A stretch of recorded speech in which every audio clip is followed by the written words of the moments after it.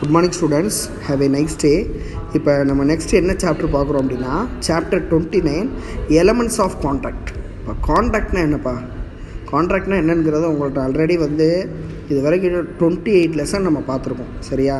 Contract பற்றி நிறையா விஷயங்கள் நான் ஷேர் பண்ணியிருக்கேன். கான்ட்ராக்டில் என்ன நிறைய விஷயம் இருக்குது. கான்ட்ராக்டில் என்னென்ன சொல்லுவாங்க, ஃபார் எக்ஸாம்பிளுக்கு என்ன சொல்லலாம், இப்போ நீ நம்ம காமர்ஸ் ரிலேட்டடாக சொல்லணும் அப்படின்னா, இப்போ ஒரு பெரிய கம்பெனி இருக்குது அப்படின்னா, நீ அந்த கம்பெனியில் இப்போ ஒரு ப்ராடக்ட் உற்பத்தி பண்ண போகிற, மேனுஃபேக்சரிங் பண்ண போகிற அப்படின்னா, நீ என்ன செய்ய போகிற, அந்த கம்பெனி அந்த இடத்துல வைக்கணும் அப்படின்னா ஒரு பெரிய இடத்துல என்ன செய்கிறது, கான்ட்ராக்ட் பண்ணி என்ன செய்கிறது, கவர்மெண்ட்டில் லீஸுக்கு எடுத்து என்ன செய்கிறது, அந்த ப்ராடக்டை ரெடி பண்ணி கஸ்டமர்கிட்ட கொண்டு ரீச் பண்ணணுங்கிறக்கான என்ன செய்வோம், நம்ம உற்பத்தி பண்ணுற இடத்துக்கு உண்டான வாங்கக்கூடிய விஷயத்துக்கு பேர் தான் என்ன அப்படின்னா கான்ட்ராக்ட். கான்ட்ராக்ட்ங்கிறது என்னென்னா ரெண்டு பேருக்கு இடையில இருக்கக்கூடிய அக்ரிமெண்ட் பேஸ் பண்ணி சைன் பண்ணிக்கிறோம். சரியா? அதுக்கு பேர் தான் என்னது, கான்ட்ராக்ட். சரியா?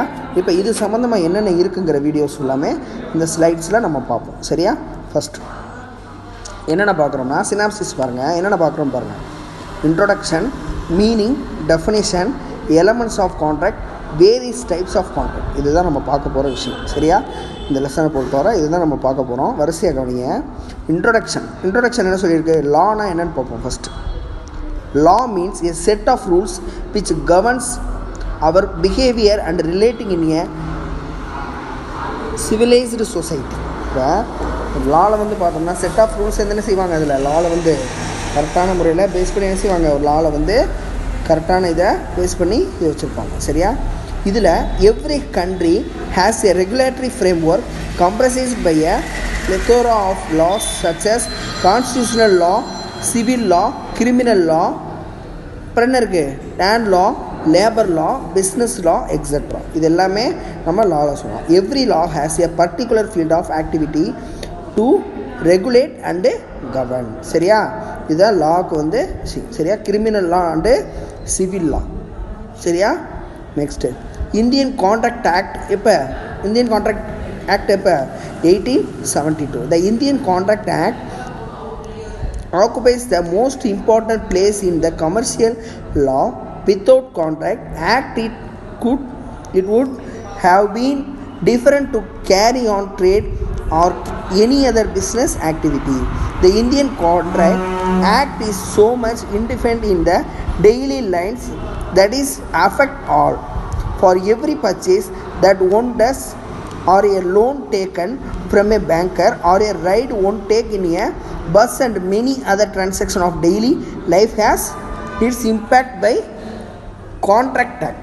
புரியுதா உனக்கு? இது என்ன சொல்கிறாங்க, ஒரு எக்ஸாம்பிள் மாதிரி ஒன்று கொடுத்துருப்பாரு. எப்படி, ஒரு பிஸ்னஸ் ஆக்டிவிட்டீஸில் டெய்லி நடக்கக்கூடிய ப்ராசஸ் இது என்னென்னா அஃபெக்ட் ஆகுது, ஒரு லோனில் மூலமாக பேங்க்ஸ் மூலமாக என்னென்னா அஃபெக்ட் ஆகுது, இது எல்லாமே பேஸ் பண்ணியாச்சு நாங்கள் ஒரு இந்தியன் கான்ட்ராக்டில் உனக்கு கொடுத்துருக்காங்க. சரி, இதில் என்னென்ன சொல்கிறாங்க பாரு. The English common law is the base of the development of Indian contract act 1892. The act came into force on IST September 1872 and applies to the whole of India except the same of Jammu and Kashmir. இது கொடுத்துருக்கு பாரு image. அது என்னது, என்ன கொடுத்துருக்காங்க, ஒரு லாவில் என்ன செய்கிறாங்க, அதை பேஸ் பண்ணி என்ன செய்கிறாங்க, கான்ட்ராக்டை பேஸ் பண்ணி இந்தியன் காமன் லா என்ன செய்கிறாங்க, டெவலப்மெண்ட் பண்ணுறாங்க. எதில், ஜம்மு அண்ட் காஷ்மீரில் ஸ்டேட்டில் என்ன செய்கிறாங்க, எக்ஸ்பெக்ட் பண்ணுற மாதிரி ஒரு டெவலப்பிங் கொடுக்குறாங்க. சரியா?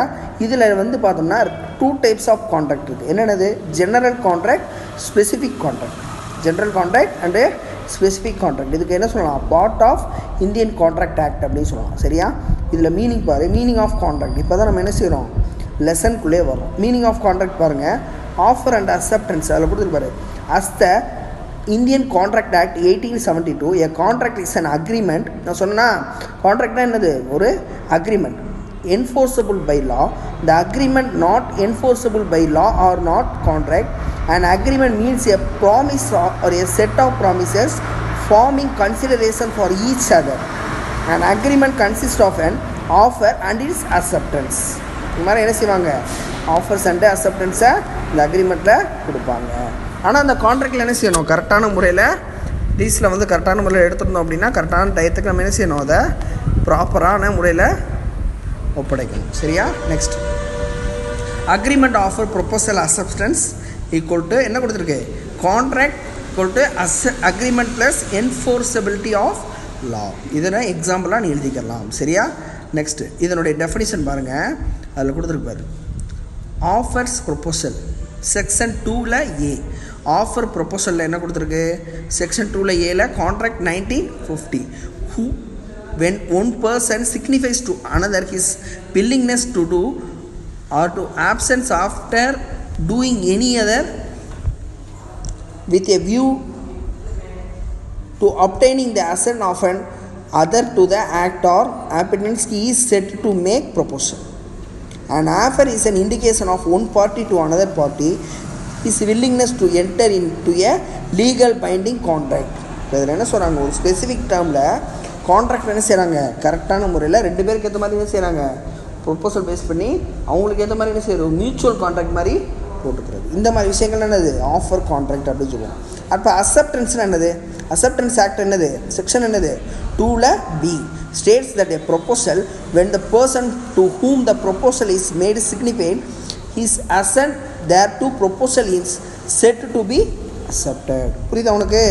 அக்செப்டன்ஸ்னால் என்னது? ஒரு பர்சனுக்கு வந்து என்ன செய்யணும்? நம்ம கரெக்டான முறையில் ப்ரொப்போசல் இது பண்ணி என்ன செய்கிறோம்? அவங்களுக்கு ஒத்துக்கிற வைக்கிற மாதிரி என்ன செய்கிறோம்? அக்செப்ட் பண்ணிக்கிறோம். சரியா? அதான் என்ன சொல்கிறோம்? செக்ஷன் 2ல் பி. அக்ரிமெண்ட்டுக்கு செக்ஷன் என்னது? அக்ரிமெண்ட் செக்ஷன் 2ல் இ. சரியா? இந்த செக்ஷன் பண்ணினா பார்த்தோம்னா கரெக்டாக பேஸ் பண்ணி பார்த்துக்கணும். இந்த கான்ட்ராக்ட் லெசனில் பார்த்தோம்னா செக்ஷன் பூராமே கரெக்டாக பார்த்துக்கோ. சரியா? இப்போ அக்ரிமெண்ட் பாரு. அக்ரிமெண்ட்னா என்ன? இப்போ கான்ட்ராக்டாக என்னென்னு பார்த்தோம். இப்போ அக்ரிமெண்ட்னா என்னென்னு பார்க்குறோம். Every promise